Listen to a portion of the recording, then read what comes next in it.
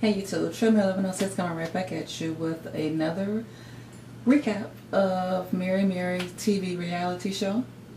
Season 1, episode 7. Yeah, I am cranking them. This episode, it starts with Tina, Erica, and Warren are in the studio with the rapper turned preacher turned back to rapper Mace. Hey, you know, it just sounds like whatever works for him at the time, that's what he'll do. But anyway, he's going to be on one of their new songs that they're working on. Warren wants to get a song to Sony, a hit song that is, so they can get this project out there before they both have to hibernate, you know, with their babies and pregnancy. As they're working on a song, and as they take a break, Tina decides, you know, maybe we should delay the song because I'm not going to be able to sing so hard, you know, to like finish the album. So Warren has said, well, we're not working on it. Kept on over talking him. So Erica intervenes and says she was trying to explain that it's a single. And she out-talked Erica. She over-talks her until I think Warren, he had to come back on and say, this is a single. This is not an app. We just want to get a project out there now. Then she was like, oh. And that's when Erica said, for once in your life, if you would just listen. I feel your pain, Erica, because I saw Erica look so frustrated. Because Tina just, she ready to jump and be edgy and snapping back real fast before she knows what's going on. Then it jumps to the planning of Erica's baby shower. Now normally Tina plans Erica showers, but this time she wasn't going to use Tina. You know, she was going to use her mother-in-law and Goo. Now her mother-in-law, she is an event planner, so this is just up her alley. You know, and like she said, her and Tina haven't been seeing eye to eye lately, and you know, then she just found out she was pregnant, so I guess it was more so her just saying, you don't have to do it this time, I'm gonna let somebody else do it. So she had to tell Tina, well, you know, I'm going to have mother-in-law to plan my wedding. I'm sorry, to plan the baby shower. And Tina, of course, she felt some kind of way. She got all a little edgy, you know, like, I always plan all your showers. And she just did it Tina style. And eventually they talked about it and she's like, okay, but you know it didn't come easy. Then it comes to Tina. She has lunch with her mother. And she basically wanted to talk with her mother because of how she's been feeling. And the past couple episodes, she's been saying how overwhelmed she's been and things of that nature. So she tells her mom that she feels so overwhelmed, you know, like with the mommy and the wife and Mary, you know, like her home life is where she's starting to feel guilty, you know, because she's working and have to be away. And she was just thinking like, and I don't want to get a nanny or get help or anything because I want to do that. I want to cook and clean and play with my own kids and feed them and feed my own kids and husband.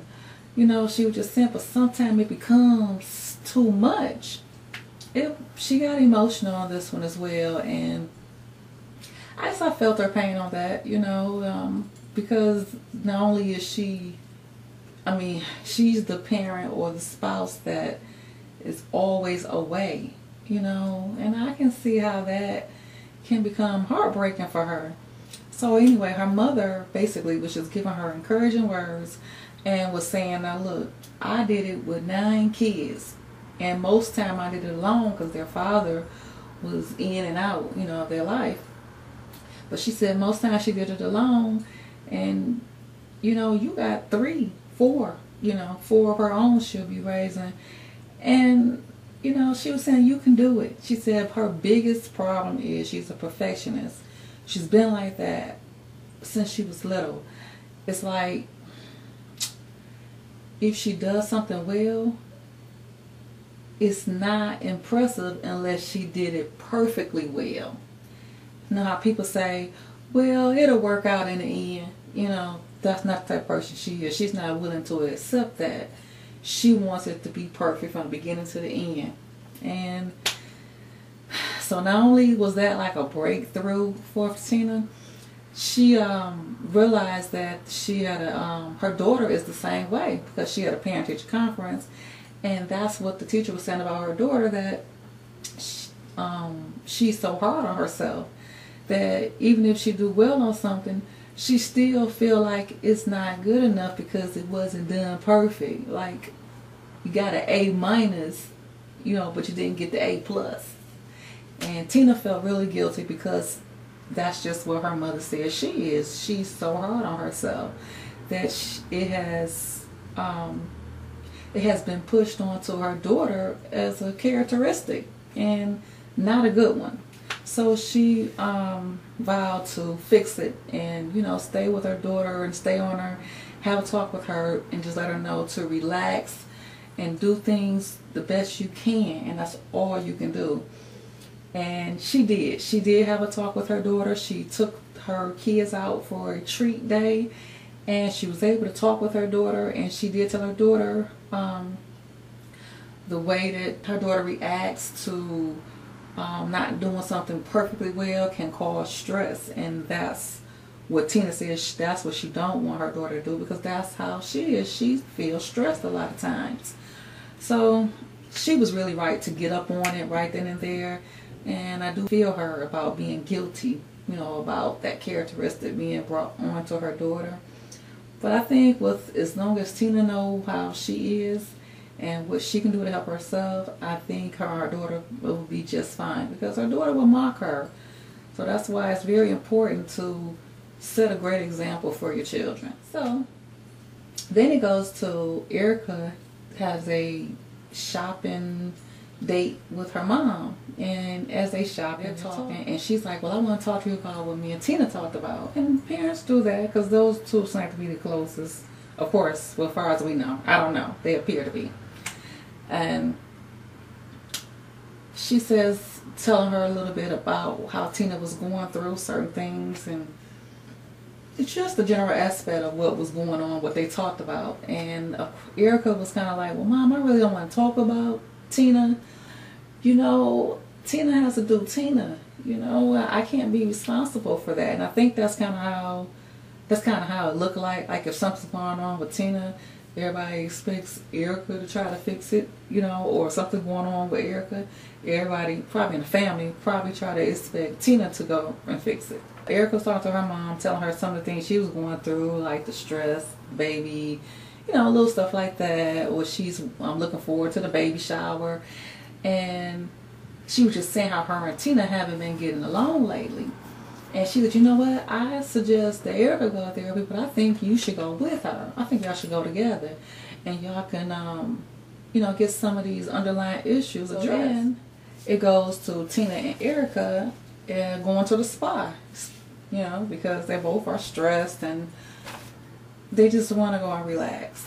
But while they're there, they say, hey, I had a talk with Mom. She's like, yeah, I did too. But what did she tell you? Well, what did she tell you? You know, back and forth like that. So then Erica just told her that, yeah, she said that you know, may need to go to counseling, da-da-da-da. And she was like, and maybe me and you both should go, so maybe we can get to some of our issues. And then she was like, oh, you have an issue with me? Yep, head rolling and everything. You know that's Tina. Well, what is you have with me? And then she just started listing a number of things, you know, her attitude, her behavior, not listening, you know, it just went back and forth. And then Tina goes in to tell her about how she felt about her. And so then they decided, like, well, you know, if we're not getting along and if this is a bit, maybe we should break up. Well, we should break up if we can't fix it. So they decided they will go try counseling. They will see if they can get their sisterly bond, like, back tight the way it was, without all that bickering and everything. Erica tells Goo, we're going to counseling. Me and Tina going to counseling because you know how Tina is, how Tina kid, and she just start going in on Tina. And Shariva and Goo was looking like what about you? Because you don't, you can use some help on your listening skills as well. So she's looking like, huh? Me? Kind of how she reacted. But then after hearing their examples, the way they were going in or reenacting some of the things she has done in the past, she realized, okay, maybe I can stand, some more listening skills. Maybe I can stand to get some help. But whereas she was thinking like, I'm going to go to counseling, so Tina can get her help. And then, of course, they're supposed to be bond. So Tina and Erica go together. And it starts off, they realize that their approach on commitment is different. And to reach goals together was just becoming crazy, because their obligations are different. And we all know that because they have their own lives. Erica wants Tina to want it just like her, like she wants Tina to have more work ethic and not just temporarily, just to gain it, keep it, and just have it, because that's how Erica is. And of course, if Erica's like that and she got a team member like that, they can just take this brand of theirs and just take it to one person that's not balancing the scale off. It's like this.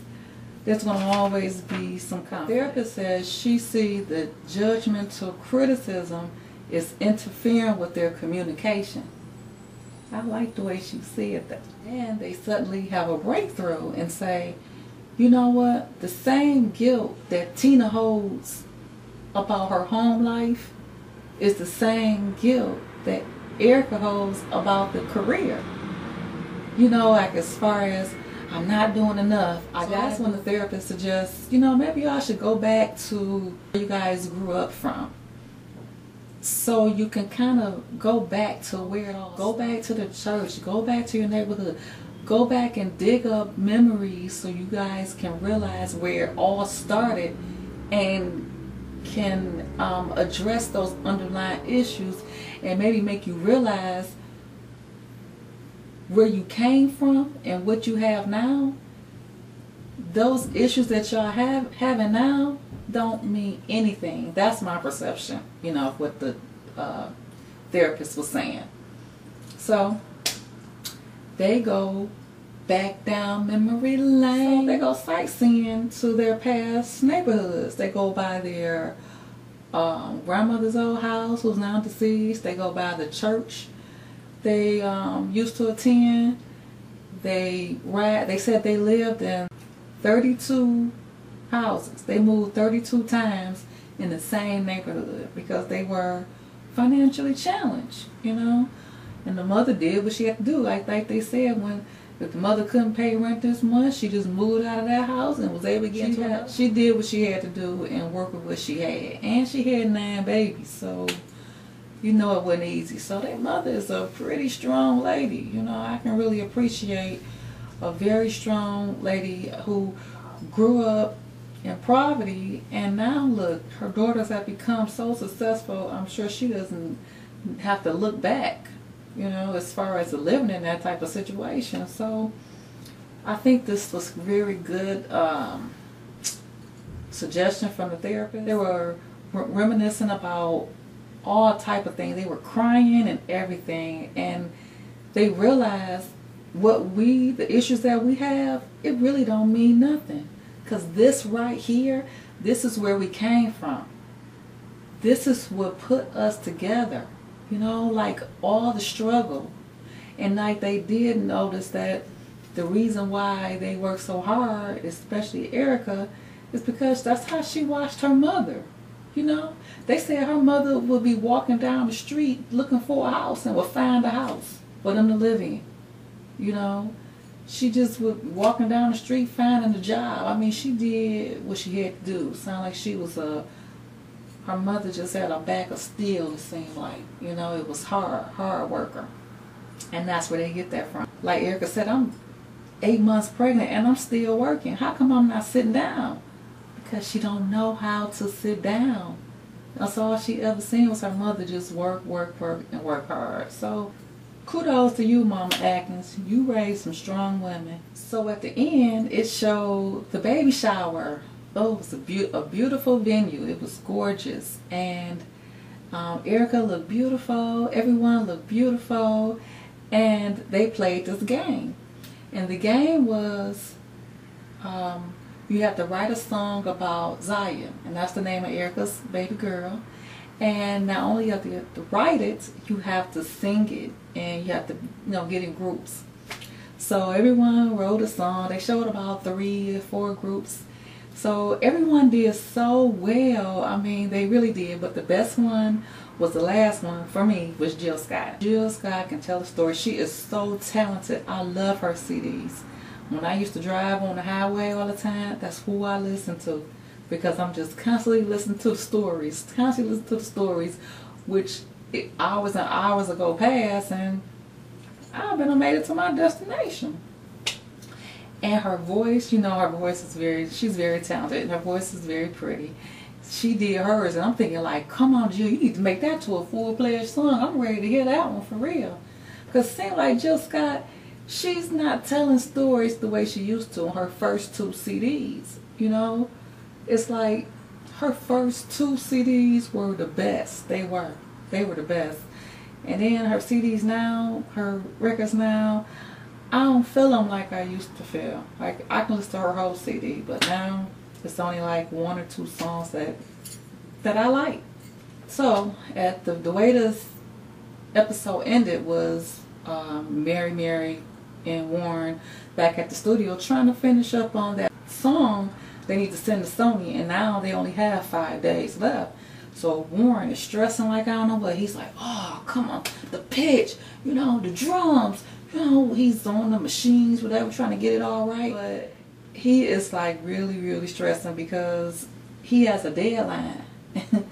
And the girls are working their best, everyone's working their hardest, but it just don't seem like the song is coming together the way he needed to and as quick as he needed to. Earlier they were saying that the reason why they gotta keep their name out there is because if you stop, just like when Tina was saying they want to take a break, but if you take a break for too long, you leave room for someone else to take your spot. And like Mason Warren said, you have to capitalize on the momentum now while you still have a good brand. So there is no stopping and breaking. If you're going to stop and break, then you need a project out there to fill in the space that you need. So anyway, this episode, I really liked it, especially when they went back home and saw some of the old neighborhoods and talking about different things in the past. It really showed them in a whole nother light. It really did, because like they said, they came from nothing.